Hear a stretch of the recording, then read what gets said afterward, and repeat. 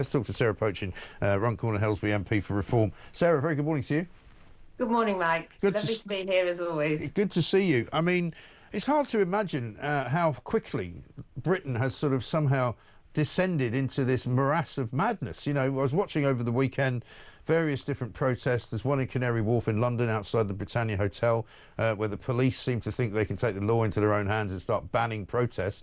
And when a whole bunch of ordinary women, mostly wearing pink, are actually having a very peaceful, you know, almost vigil outside. You've got another one going on in Clerkenwell, slightly further north in London. You've got another one in Newcastle. There's a big march in Manchester.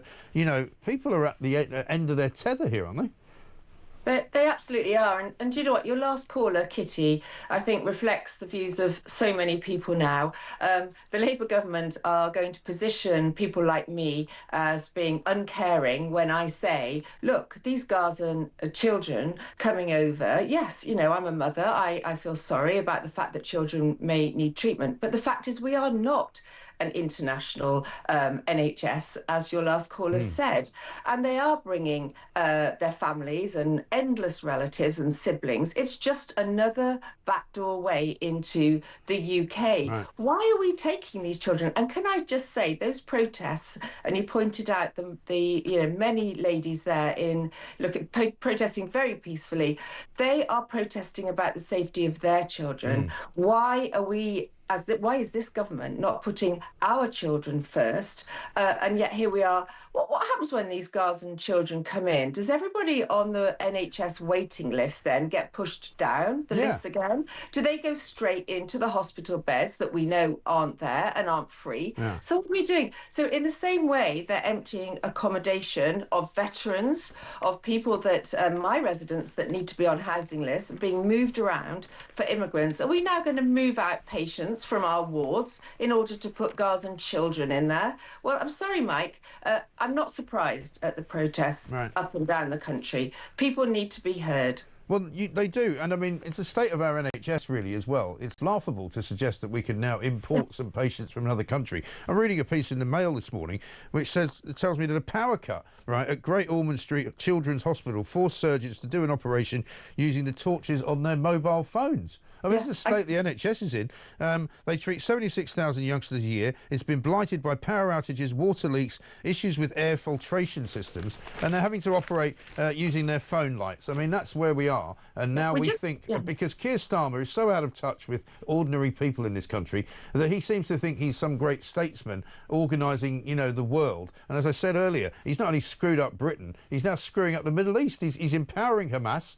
Hamas are now saying, we're not going to take any kind of lessons in justice from Israel, and we will not stop fighting unless we get given a state with Jerusalem as the capital. It's insane.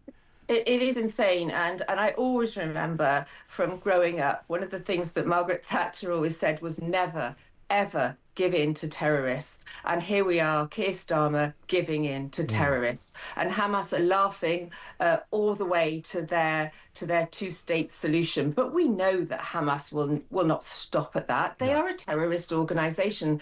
They will carry on terrorising that particular area of the world. But not only that, I fear that they will be terrorising our own shores before long, because we have no idea who's arriving on these boats. And I'll tell you what sickened me over the weekend was seeing a picture, or a video, I think it was, of some of these migrants that have been shipped into that hotel in Canary Wharf under the cover of night.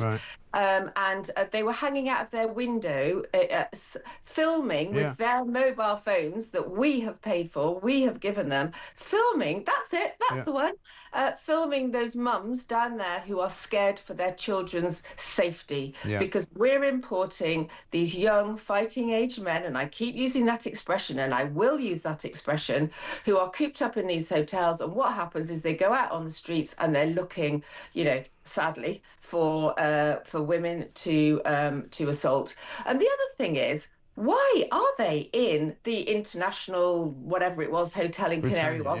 I mean, I probably couldn't afford to stay in that, for goodness sake. And people rightly point out, they're in tents in France, they're in cages in America. What the hell are they doing in five-star hotels in the centre of London? when Yeah. they come here. Well, yeah, and then we're going to play you a little clip in a minute from somebody who was outside protesting, an ordinary mother, working class woman who just wants to be, you know, assured that this country is doing something for her as opposed to the other way around. Because we've also got the other ludicrous situation where there are people, and we're not absolutely certain that they're living in the hotel, but getting onto these Deliveroo and Uber Eats bikes and getting a police escort out of through the protest so they can carry on working illegally. I mean, it doesn't make any sense. But have a look at this one. This is a Britannia hotel protester speaking to us yesterday. So what brings you down here today to the Britannia Hotel? Well, basically, we've got men in this hotel. We don't know who they are, what they are, you know, and if it was women and children in there, we would be clubbing together and helping them. You know, no one wants to see anyone suffer, but why are they not in their own country fighting for their women and children like our men do? Taking it for here. You know, our men are sticking by us, so why ain't they sticking by their women? And as I say, it's got nothing to do with race, nothing at all, as you can see. And that woman speaks, I think, for many mothers around the country. You know, how can you disagree with anything she says? You can't, and I hate the way that Keir Starmer is betraying people like that lady. People, all of us, absolutely betraying the British people, and I honestly think that this is going to go on. It's going to get bigger. We're now being told, aren't we, that this Palestinian Action banned organisation. Yes. I can't quite remember exactly what the word is, but anyway, yeah, prescribed.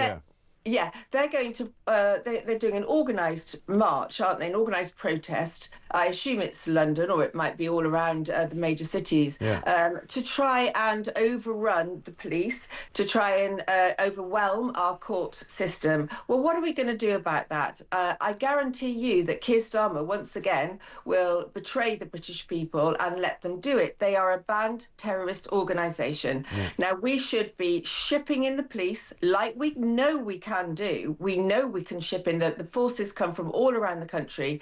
Let's ship in extra police. Let's get these people taken off the streets. I don't care whether it's a administrative nightmare for the police. Just take them off, process them, set up pop-up processing units, for goodness sake. It's not rocket science, but we cannot give in to terrorist organisations, banned organisations, protesting freely on the streets of London or Manchester or anywhere else.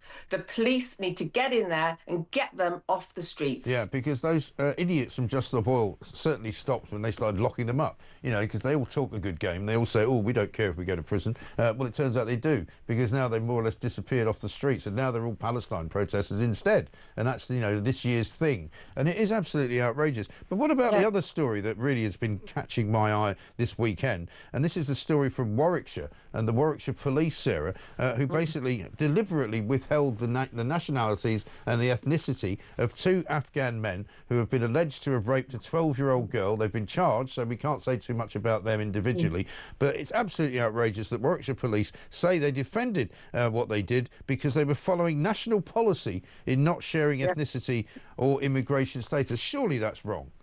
It's entirely wrong. And actually later today, when I go into my constituency, I have a meeting with my chief constable, and he was actually spent quite a few years working at South Yorkshire Police.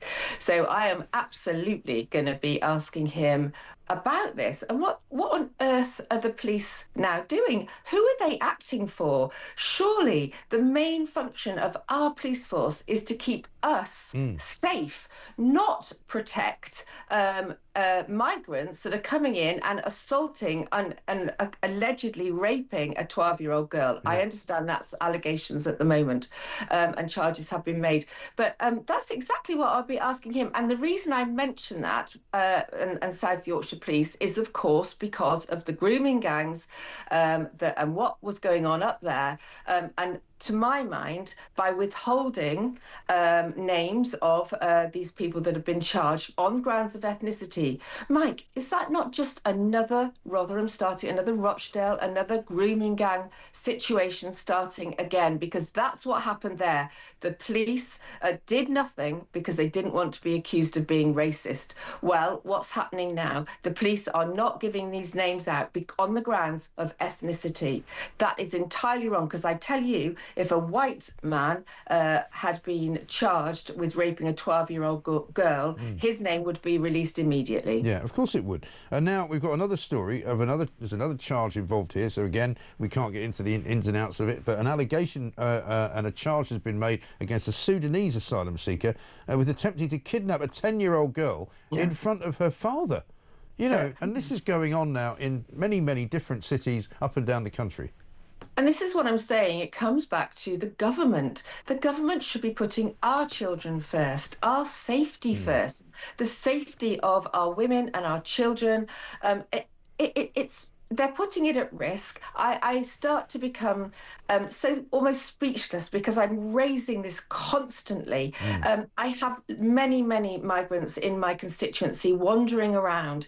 Another thing that I'll be bringing up today with my chief constable is the fact that I've been told by people reporting to me and my constituents that they can ring the police about these migrants' we used to call it flashing, you know what I mean? What's the term? Indecent exposure. Yeah, that's right. To young girls. And you know what? They ring the police and the police say, oh, we don't come out to them. Or unless there's been some physical contact, no, we won't be coming out to that. Well, I'll be bringing that up today with the Chief Constable because, again, who is being prioritised here? It should be our children, our mothers that are prioritised, not these migrants. I think, Mike, we're getting to the point of frustration in this country. I really believe Parliament should be recalled and we should be discussing this. We should be debating this. We should be... I don't care if it takes hours and days, but Parliament should be recalled. This is a national crisis that we are facing. I've called it a national emergency, and people laugh at that. Well, what's it going to take to become a national emergency? Yeah, you're absolutely right. It's an epidemic of crime which is going on, whether it be what you might call low-level crime, such as what you've just described that the police don't come out for. You know, this is community after community in this country being affected negatively by government policy.